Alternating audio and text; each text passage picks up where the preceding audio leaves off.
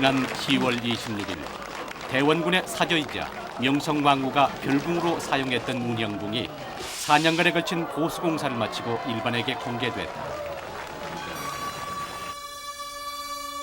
별궁이란 왕비가 될 규수가 임시로 머물던 궁으로서 가래식을 올리기 전에 갖가지 궁중법도를 익히던 곳이다.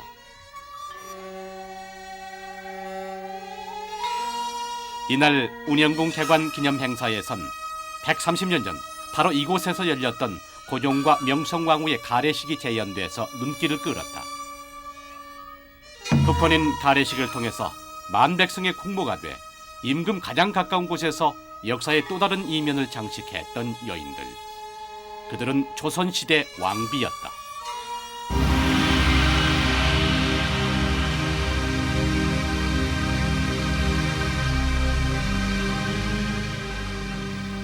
우리가 평소 알고 있던 조선시대의 왕비는 어떤 모습일까요? 임금의 사랑을 독차지하기 위해 궁궐내에서 끊임없이 암투를 일삼던 시기와 질투의 여인, 또 임금의 사랑을 잃더라도 눈물과 희생을 강요받았던 비련의 여인, 또 외척 세력을 동원해서 왕을 허수아비로 만들고 결국 국정을 혼란스럽게 만들었던 여인, 그것이 평소 우리가 알고 지내던 조선시대 왕비에 대한 고정관념이 아닐까요? 오늘 역사 추리는 우리가 가지고 있는 이 고정관념 뒤에 가려져 있던 왕비에 대한 새로운 사실을 알아보고 그것을 통해서 조선시대의 한 단면을 살펴보고자 합니다. 만인의 부러움을 한 몸에 받았던 임금 다음 가는 또 하나의 지존, 왕비. 그 왕비를 올바르게 아는 것은 조선을 정확하게 바라볼 수 있는 또 다른 방법일 것입니다. 평범한 규수가 한 나라의 왕비가 되는 순간, 그것은 바로 혼례식입니다. 성대한 국왕의 혼례식. 대궐에서 왕의 어명을 받은 사신들이 신부가 머물고 있는 별궁에 찾아온다. 혼례식 전에 신부를 왕비로 책봉한다는 왕의 책명을 전달하기 위해서다. 책명을 담은 교명함이 단자 위에 올려지면 이를 받기 위해서 드디어 신부가 등장한다.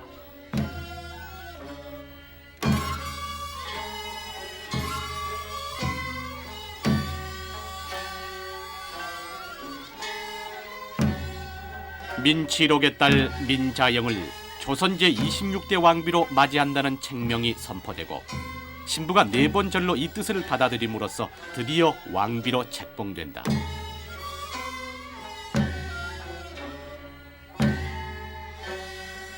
호위에 오른 왕비에게 상궁들이 일제히 절을 올리고 예를 표함으로써 신부를 왕비로 책봉하는 책비 의식이 끝나게 된다.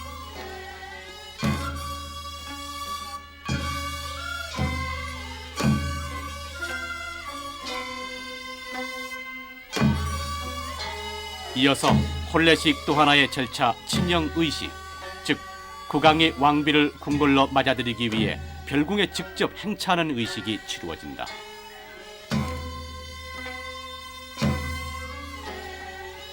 국왕이 별궁에 도착하자 종친과 문무백관들이 도열한다. 국왕이 왕비를 맞아들이기 위해서 단 위에 오르면 드디어 왕비가 입장한다.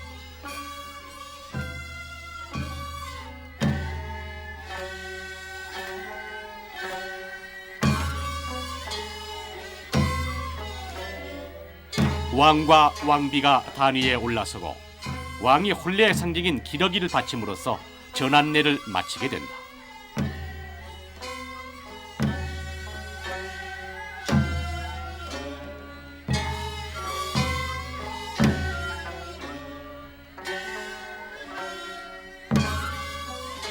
궁궐로 들어갈 왕비에게 집주인이 훈계를 하고 나면 왕이 다시 단위로 올라오게 된다.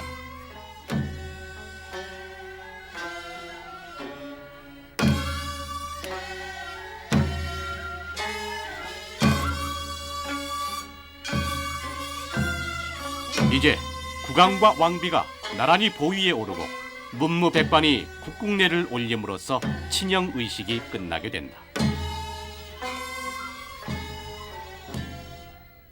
마침내 왕비가 탄생했습니다. 이제 이 왕비는 왕실의 살림을 이끌어갈 궁궐의 안주인으로서 또 온 백성이 우러러보는 한나라의 국모로서 중요한 역할을 맡게 된 것입니다. 원래 왕의 혼례식은 나라님의 혼인, 즉 국혼이라고 해서 온 나라 안의 잔치였습니다. 그렇게 중요한 행사였으므로 그 절차가 엄격하고 까다로울 수밖에 없었을 것입니다.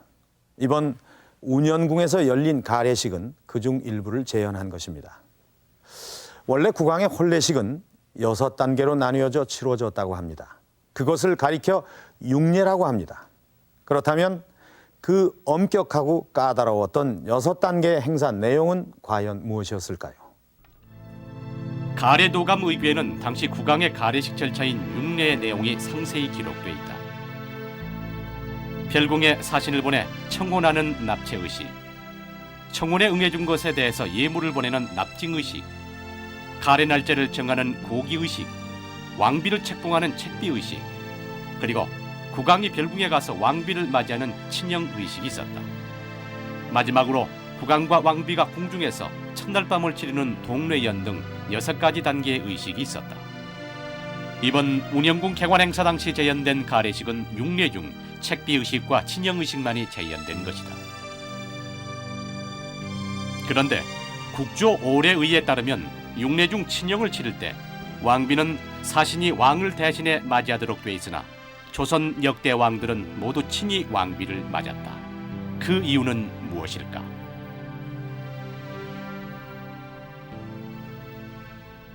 첫 번째는 선조 이후에 별궁에서 왕비를 기거토록 하는 그런 것이 이제 관행화되어 왔고, 그러다 보니까 임금이 직접 사가에 나가지 않고도 별궁에서 왕비를 맞이할 수 있게 됐다라는 그런 변화가 있었고, 또 한 가지는 그 왕이 왕비를 맞이하는 의식에 직접 참여함으로써 그 왕비를 존중한다라는 그런 의미도 포함이 돼 있었던 것이 아닌가 생각이 됩니다.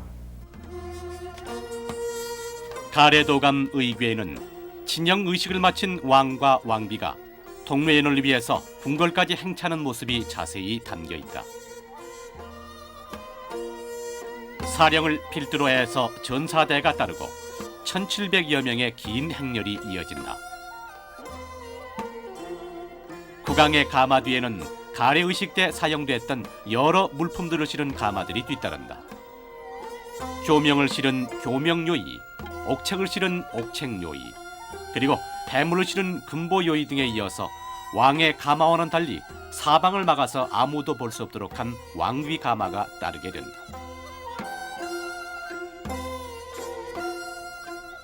그 엄격했던 왕실의 혼례 절차를 글과 그림으로 빠짐없이 언급하고 있는 책이 바로 이 가례도감 의궤입니다. 이 책을 보면은 당시의 행사 절차뿐만이 아니라 행사 각 단계에서의 필요했던 물품들, 또 왕비가 어떤 옷을 입었고 화장은 어떻게 했고 머리의 장식에는 어떤 것을 이용했는지까지 상세하게 밝히고 있습니다. 그런데 왕비의 옷이 참 어마어마합니다. 한나라 왕비로서의 권위와 품위가 옷 한 벌에 모두 담겨 있는 것 같습니다. 그래서 그런지 옷의 종류가 굉장히 많아 보이는데요. 저 옷을 입고 과연 불편하지 않았을까요?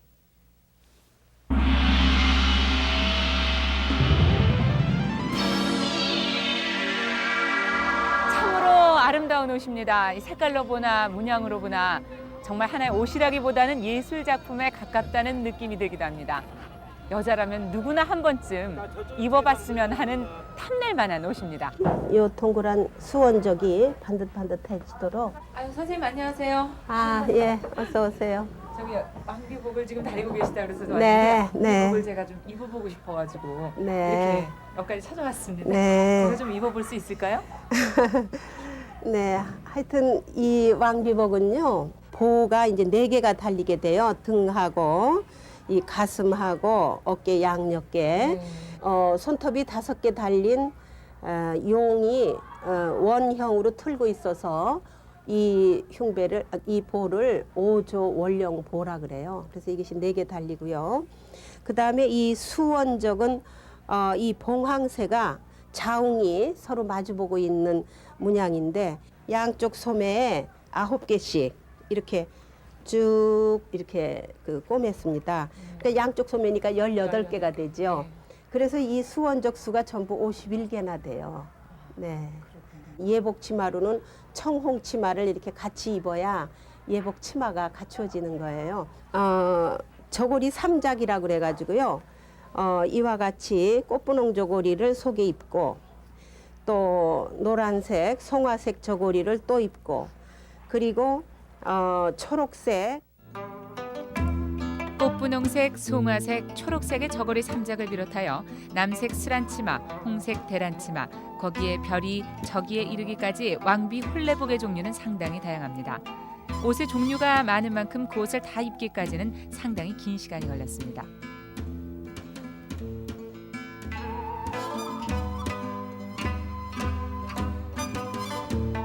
대수라 불리는 머리 장식에서 석이라고 불리는 신발까지 옷의 종류는 모두 23가지에 달했으며 그 옷을 모두 합친 무게는 무려 10.5kg이나 나갔습니다.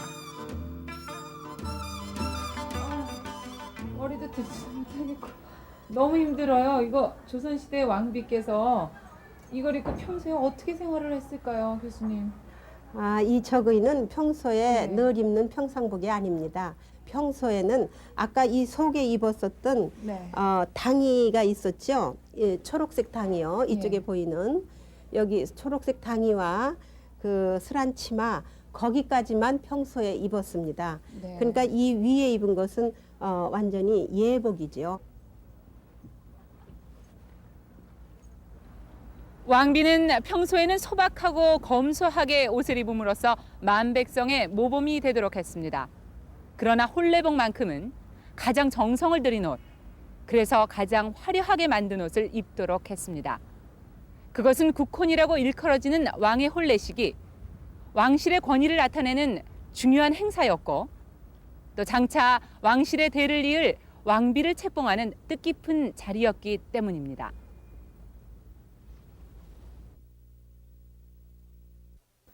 정영실 씨 고개가 좀 아팠겠는데요. 옷의 무게가 10.5kg나 된다고요.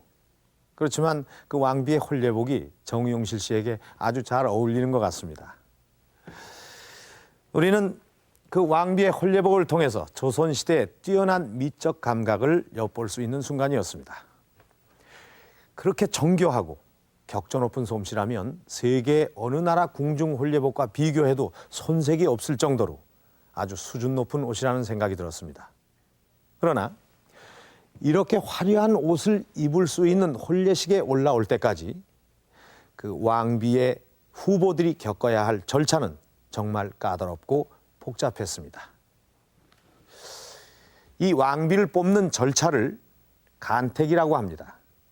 간택, 말 그대로 널리 가려서 뽑는다라는 의미입니다. 전국에 있는 많은 교수들 중에서 왕비의 적임자를 선발하는 그 간택 과정을 살펴보도록 하겠습니다. 왕통을 이어갈 왕이나 세자가 혼례를 치러야 할 나이가 되면 왕이나 세자와 비슷한 연배의 교수들의 혼인이 금지되는 전국적인 금혼령이 내려진다.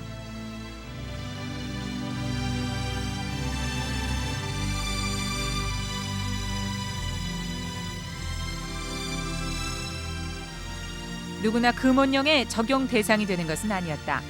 이 시성을 가진 처자나 왕대비나 대왕대비와 근친에 해당하는 처자들은 금혼령에서 제외된다. 금혼령 반포에 이어서 전국에서 처녀단자를 받아들인다.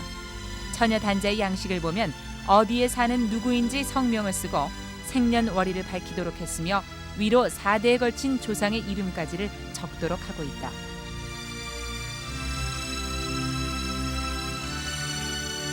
이 서류 심사를 통해서 초간택을 치를 30여 명의 처자들은 궁궐 문턱을 넘으며 소뚜껑을 밟도록 하는 풍습이 있었다. 궁궐의 안주인이 될 사람들임을 상징하는 것이다. 긴 복도에 문짝을 떼고 발을 친 다음 왕족과 상궁들이 발 뒤에서 이들을 지켜볼 수 있도록 했다. 그러나 정작 혼례를 치를 당사자인 왕이나 세자는 간택에 참여할 수가 없었다. 초간택에서 30명이던 인원수가 재간택에선 5명에서 7명으로 줄게 된다. 그 간택의 글자 자체가 이렇게 가려 뽑는 데는 거 아닙니까? 많은 데서 보고선 뽑는다 하지만 사실은 서류 심사에서 대강은 점을 찍어 놓습니다. 그래서 실제로다가 그 사도세자의 빈궁, 세자빈 간택적이에요. 보면 재간택적이 벌써 달려들는 거예요. 이 왕이 옆내로다가 발 안으로다가 그 본인만 불러들여서 네가 아무의 소녀딸이고 아무의 딸이구나. 널 보니까 강제무량하다. 뭐 그런 식의 얘기를 해서. 재간택 과정을 거쳐서 3명의 처자가 3간택의 후보로 올라온다. 여기서 마지막으로 결정된 1명의 후보가 가래식을 거쳐서 왕비로 탄생하는 것이다.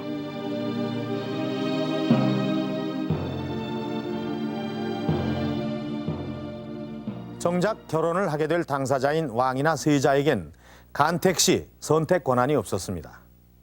그러나 임금에게는 왕비 이외에 많은 후궁을 둘 수 있었고 또 궁궐 내에는 후궁의 자리에 오를 수 있는 수많은 여자들이 있었습니다.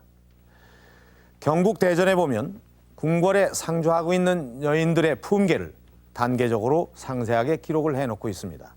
그것이 이른바 내명부입니다.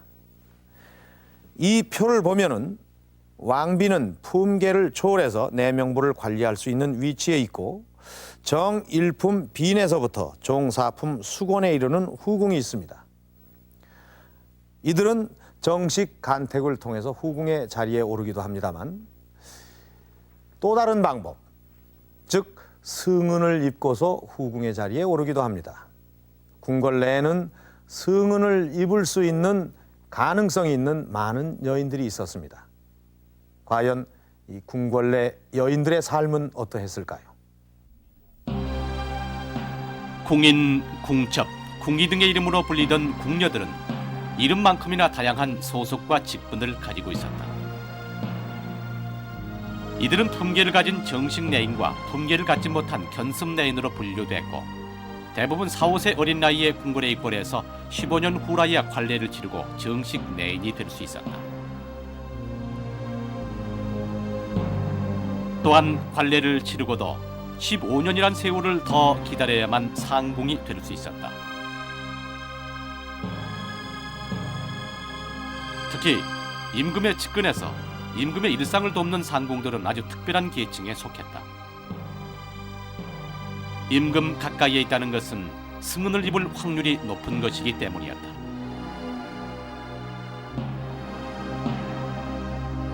궁궐에 들어오는 처자들은 임금에게 승은을 입을 가능성을 지니고 있었기 때문에 숙성한 나이에 궁궐에 들어오게 되는 경우 처녀 감별이 행해졌다.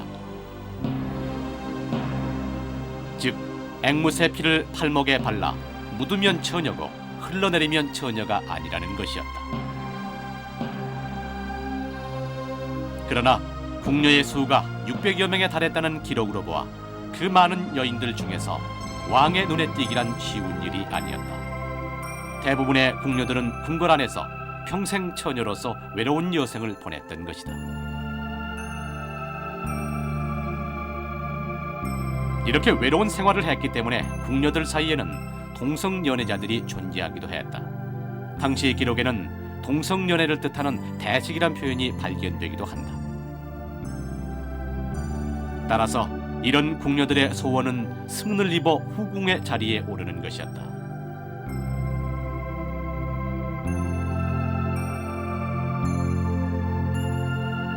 승은을 입게 되면 꼭 후궁에 오르지 못하더라도 특별 대우를 받을 수 있는 기회가 부여됐던 것이다. 또한 승은을 통해 왕손을 낳게 되면 왕실 족보인 선원보에 오를 수 있을 만큼 승은은 하룻밤 사이에 이들의 운명을 돌려놓을 수 있는 기회였다. 조선조에는 정식 가례를 통하지 않고 승은을 통해 세자를 낳아서 그 세자가 왕위에 오른 7명의 후궁들이 있었다. 이들의 신인은 종묘가 아닌 칠궁에 따로 모셔져 있다. 정식 왕비는 아니었지만 가까이서 임금을 모시고 왕통을 이었던 후궁들에 대한 예의를 갖추고 있는 것이다. 사도세자의 생모 영빈이 씨를 비롯해서 경종의 생모 희빈장 씨 등이 모셔진 칠궁의 모습은 높은 담장 속 궁중 여인들의 삶을 엿보게 하고 있다. 베일에 쌓여있는 조선시대 구중궁궐의 한 단면을 엿볼 수 있었던 대목입니다. 그렇다면 그 많은 여자들 중에 누가 과연 임금의 눈에 들 수 있었을까요? 그 이유는 다양하겠지만 아마 미모도 한 몫을 했을 겁니다. 왕비 간택 시에도 가문과 덕성이 강조되긴 했지만 미모도 중요한 조건이 됐습니다. 이것은 실제 당시의 기록을 통해서 확인할 수가 있습니다. 세종 11년 8월 임금이 신하들에게 이렇게 말합니다. 세자빈을 간택하는 데 있어서 가문과 덕성은 지극히 중요한 조건이요. 허나 자색이 예쁘지 않다면 이 또한 훌륭한 규숙감이라고 볼 수 없소. 창덕궁으로 처녀들을 불러 직접 심사하게 하면 어떠하오. 그러자 한 신하가 이렇게 아뢰입니다. 하오나 전하, 그러하오시면 혹시 자색에 치우쳐 마음의 부덕함을 보지 못할 우려가 있사옵니다. 먼저 처녀들의 집을 방문하여 후덕한 처자들을 선발한 후 그들을 다시 창덕궁으로 불러 모아 자색을 살피심이 어떠하올런지요. 윤허하시옵소서. 자색에 대해서 상당한 논란이 있었음을 알 수 있습니다. 그렇다면 자색이 뛰어나다는 조선시대 미인의 조건은 무엇이었을까요?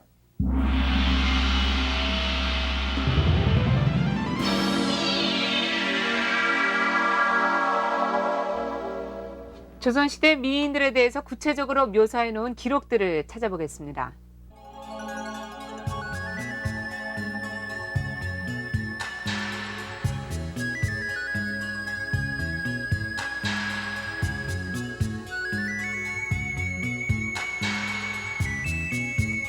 조선의 미인의 모습을 이 조선시대 문헌을 통해서 정리를 좀 해봤습니다. 같이 보시죠. 조선시대 미인의 조건은 살결은 옥처럼 투명하고 희다. 그리고 눈썹은 가늘고 수나미가 앉은 모양이다. 볼은 복숭아 빛깔을 닮아서 발그레하다. 입술은 앵두처럼 빨갛다. 그러나 왕비를 비롯한 조선시대 미인의 기준을 좀 더 구체적으로 알아보기 위해서 한국인의 표준 얼굴을 연구해온 조용진 교수의 연구실을 찾았습니다.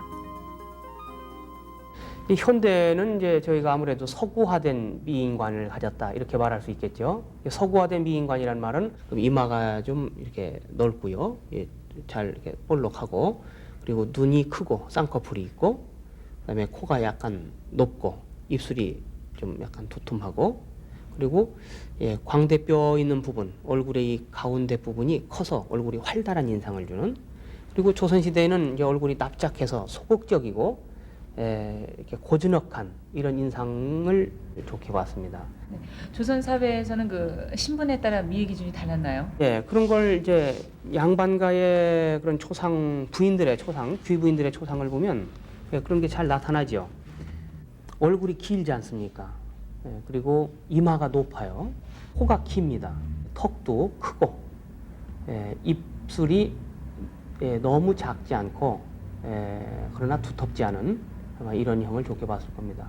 풍속화라든가 미인도에 나타난 이런 그림들은 그 모델이 대개 기생들이었고, 대개 서민 사회에서 또 우리나라 조선 후기에 좋게 봤던 이런 얼굴형입니다. 그럼 왕비 간택의 기준은 뭐 좀 다른 게 있나요? 양반가에서 며느리를 맞았기 때문에 왕비를 간택했으니까 양반가의 그 얼굴이 반영이 됐다고 볼 수 있죠. 지금 말로 하면은 좀 성적 매력이 있는 그런 미인형, 이런 형은 아주 혐오됐죠. 아주 배제됐습니다. 그래서 말하자면 얼굴이 좀 검소해 보이고, 실제적으로 보이고, 남성적으로 보이고, 이런 얼굴이라고 말할 수 있죠. 요즘 우리가 미인이라고 여기는 이런 탤런트들을 보면은 이 최시라 씨 같은 형은 남방계형이고, 원미경 씨나 고두심 씨 같은 분은 북방계형이라고 볼 수 있습니다. 조선 시대라면 이런 형은 왕비로 간택되는 예가 뭐 거의 없었을 겁니다. 그리고 이런 북방계형에서 거의 독점적으로 왕비가 간택이 됐을 겁니다. 저라면 예, 과연 왕비로 간택이 될 수가 있을까요? 예, 절대로 안 되죠.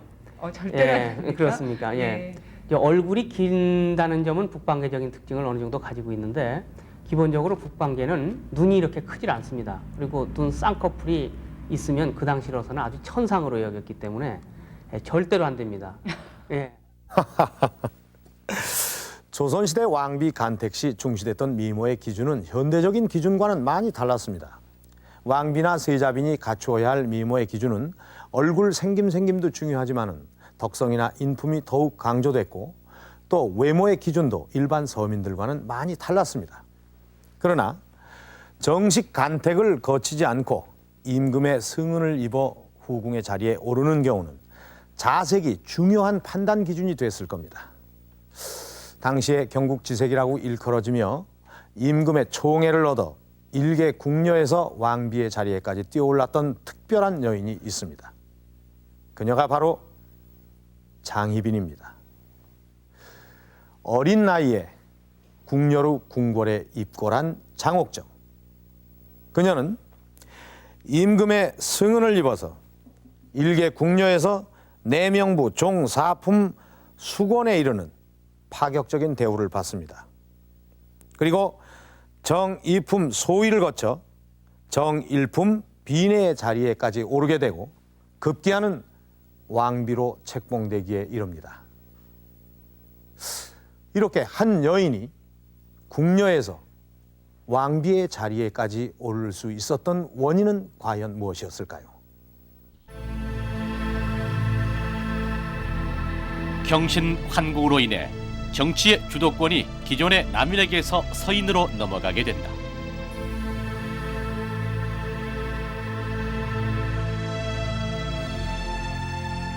남인 세력의 몰락으로 가세가 기울게 된 장옥정은 생계를 위해서 어린 나이에 궁녀로 입궐하기에 이른다.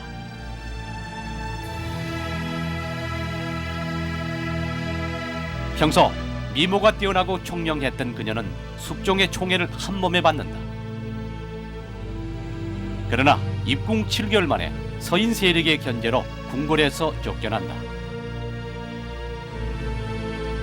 서인 세력의 후원자였던 대왕 대비가 죽자 그녀는 다시 재입궁한다.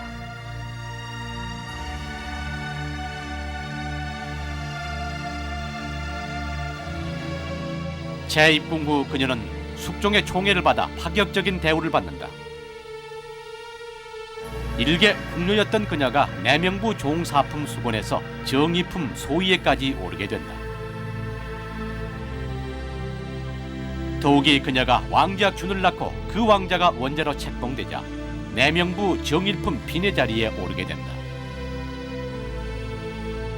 장희빈에 대한 숙종의 사랑은 대단한 것이었다.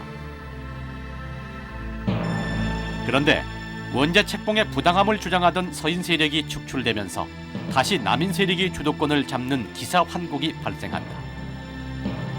결국 이 사건으로 서인의 총수였던 송시열은 귀양을 가서 사약을 받게 된다.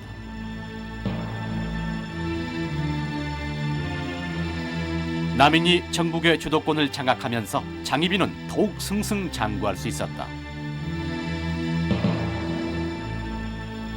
결국 서인 세력의 몰락과 함께 인현왕후 민비도 폐출된다.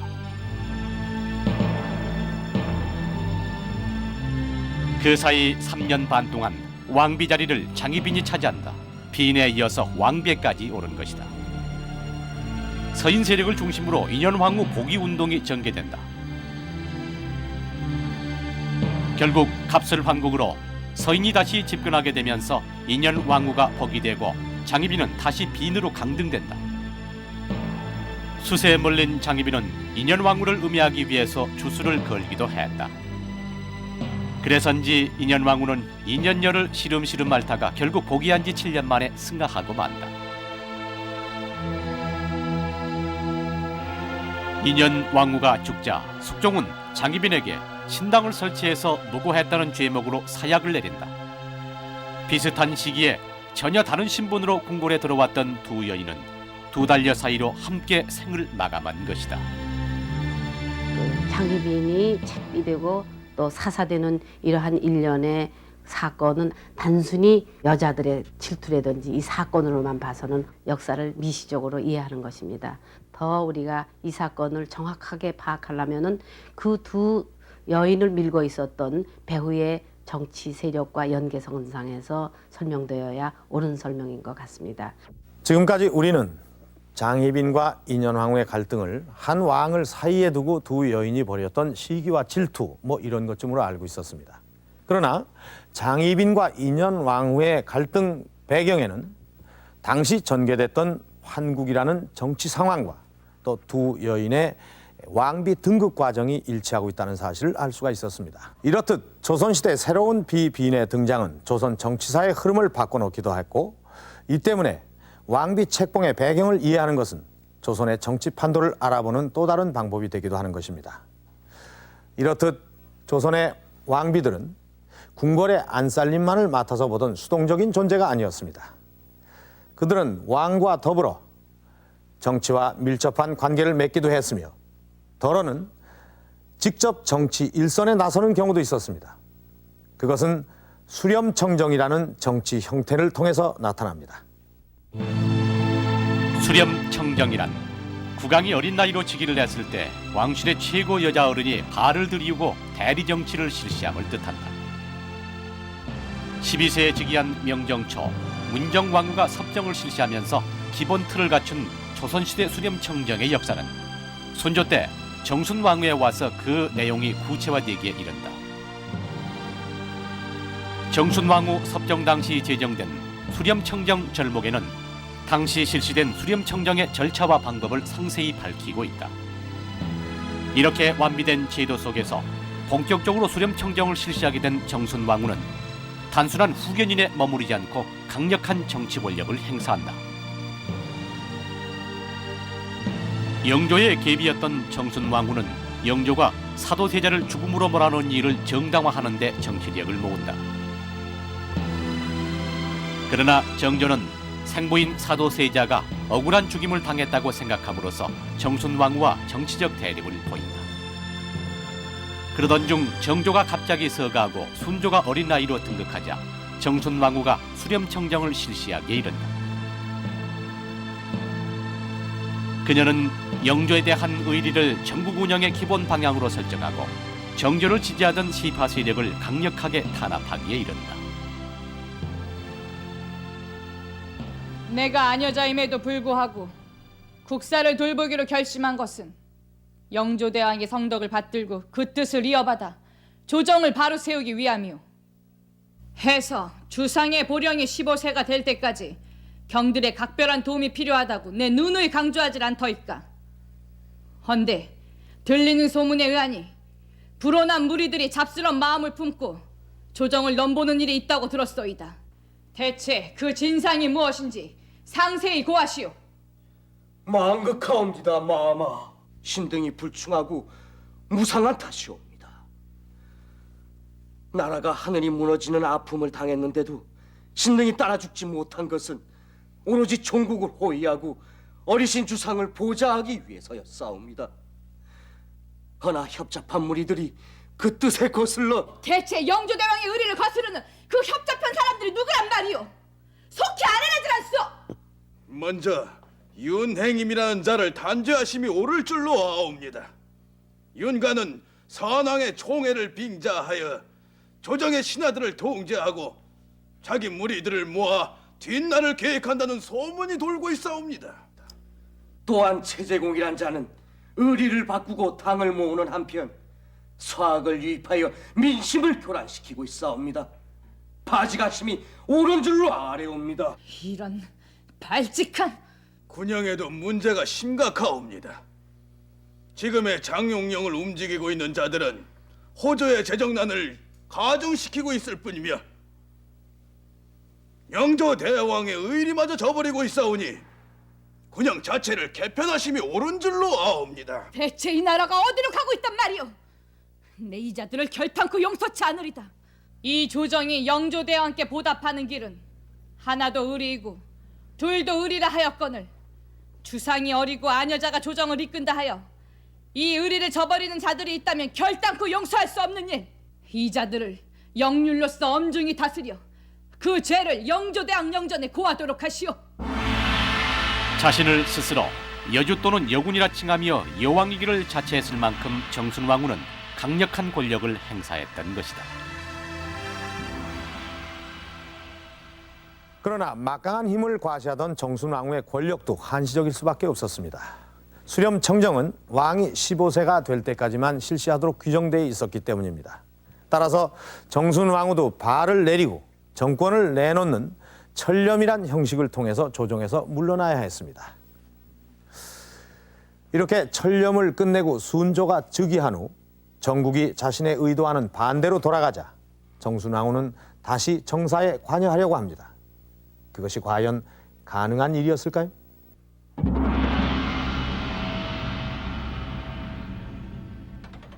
오늘은 자정 깨워서 경들에게 긴히 하게 하실 것이 있어 직접 수렴하실 것이오. 하오나 전하. 하오나라 하시었소? 내 지난 4년 동안 친히 조정을 이끌어 왔거늘 이제 와서 새삼 그것이 이상할 이유라도 있단 말이오. 이제 주상의 보령이 15세가 되셨사옵니다. 해서 직접 국정을 총괄하고 계시온데 이제 다시 수렴을 하신다 하면 온당치 않은 일인 줄로 아려옵니다. 거두어 주시옵소서. 대왕 대비마마, 신들은 마마께서 지난 4년 동안 총사를 바로 세워주시었고 민심을 안심시키는 은덕을 잊지 않고 있사옵니다. 하오나 수렴을 끝내고 철렴을 하신 후에 다시 조정에 나오시겠다 하심은 국조에 어긋나는 일일 뿐만 아니라 전례에 없던 일인 줄로 아옵니다. 하여 신들은 어찌하면 좋을지 몸둘 바를 모르겠사옵니다. 허나 근자의 예사롭지 못한 기운이 조정 내에 감돌고 있다는 전가를 받았소. 영조대왕의 의리를 저버리자는 무리들이 다시 속출하고 있다는데 내 어찌 나란 일을 대충 보고만 있으란 말이오. 하오나 마마, 철렴하신 후에 이제 다시 조정에 나오신다 하심은 지난 4년간의 덕을 저버리는 길이옵니다. 신은 이 일이 역사에 기록되어 후손들이 마마의 은덕을 그릇되게 평가하지는 않을까 우려되옵니다. 거두어 주시옵소서. 대체 이 조정엔 경돌 2사람밖에 없단 말이오. 매번 사단이 있을 적마다 안 된다 걷어달라 같은 말만 반복하니 내 답답하기가 이를 데 없소이다. 경들의 뜻이 정 그렇다면 오늘은 여기서 거두리다. 하지만 차후에 전할 말이 있을 땐 언교를 써서 내릴 터이니 그런 줄 아시오. 조선 후기 왕비가 정치에서 차지하는 위치는 그 시기 정치 질서를 잘 반영하고 있는 것이 사실입니다. 17세기 붕당 정치와 같이 신료들 사이에 형성되었던 정치 질서가 비교적 그들의 이념을 잘 반영하고 있을 때에는 왕비가 정치에 관여할 여지가 별로 없었습니다. 그러나 17세기, 18세기 군주와 신료들 사이에 형성되어 있던 정치 질서는 사실 19세기에 와서 많이 흔들린 것입니다. 그래서 그 이전의 유래를 찾기 어려운 세도 정치가 시행이 되는 것이죠. 그러나 조선왕조 몇백 년 동안 계속되어 왔던 정치 질서가 하루아침에 무너지지는 않습니다. 많이 약화되었다고 하지만 아직도 국왕의 권위란 강력한 것이죠. 그래서 그토록 큰 힘을 휘둘렀던 정순왕후마저도 일단 수렴청정을 끝낸 다음에는 다시 정치에 공개적으로 관여하면서 국왕의 권위를 위협할 수는 없었습니다. 4년 동안 천하를 호령하며 스스로를 여왕이라 칭하던 정순왕후도 일단 왕에게 권한을 넘겨준 다음에는 왕의 권위를 위협하는 일체 행동도 할 수가 없었습니다. 국법을 거스르거나 또 그동안 전해져 내려온 기본 정치 질서 자체를 깨뜨릴 수는 없었던 것입니다. 19세기에 들어서서 붕당 정치 질서가 흔들렸다고는 하지만 조선시대는 정치 자체가 공개적이고 매우 투명하게 이루어졌음을 알 수가 있습니다. 권력을 잡은 몇몇 소수에 의한 장막 정치가 아니고 원로 대신들이 국왕의 후견인 역할을 담당하는 이른바 원상제를 실시하는 등 토론을 통해서 정책이 결정됐던 것입니다. 그런데 이렇게 정치 일선에 나섰던 왕비들은 일부분에 지나지 않습니다. 이름이 알려지지 않은 대부분의 왕비들은 어떻게 생활을 했을까요? 조선시대 왕비에겐 가래를 올리기 전인 별궁 시절부터 엄격한 교육과 수련이 요구됐다. 내훈이나 소학 등을 통해 왕비로서의 교양과 궁중법도를 익혀야 했던 것이다.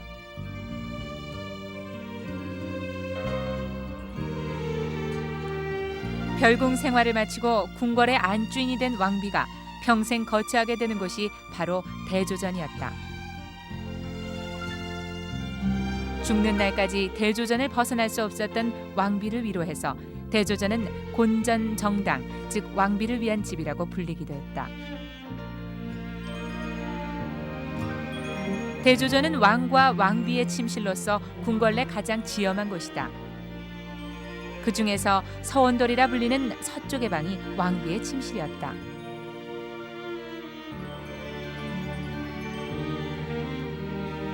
이곳에서의 왕비는 훌륭한 내조자로서의 역할뿐만 아니라 뛰어난 학문적 소양과 정치적 식견 등이 요구됐다. 당시 왕비들의 친필로 남아있는 문서에서 왕비들의 뛰어난 문장력과 학문적 식견을 엿볼 수 있다. 조선시대 왕비들은 궁중 내에서 직접 누에를 치기도 했다. 왕비 스스로 한나라의 국모로서 백성들에게 모범이 되도록 노력했던 것이며 검소와 절약을 몸소 실천했던 것이다. 왕비를 검비로까지 불렀다는 당시의 기록은 조선시대 왕비에게 얼만큼 검소와 절약이 요구됐는지를 보여주고 있는 것이다. 조선시대의 왕비는 만백성의 모범이 되어야 할 한나라의 국모로서 근검 전략을 몸에 익혀야 했으며 또 왕의 훌륭한 내조자로서 끊임없는 교육과 수련을 쌓아야 했습니다. 또한 덜어는 왕을 대신해서 국정을 돌볼 수 있을 만큼 정치적인 식견도 넓혀야 했던 막중한 책임감을 짊어졌던 사람들입니다. 이들이 화려한 생활 속에서 사치와 시기와 질투를 일삼던 궁궐 내 사적인 존재가 아니라 전체 국정을 이해하고 또 나랏일을 걱정하던 대표성 있는 공적인 존재로서의 왕비였던 것입니다. 지금껏 우리는 조선시대의 왕비를 멜로드라마적인 시각으로 파악해온 것이 사실입니다. 이런 시각이 우리의 역사를 올바로 이해하는 데 장애물이 되어 왔는지도 모릅니다.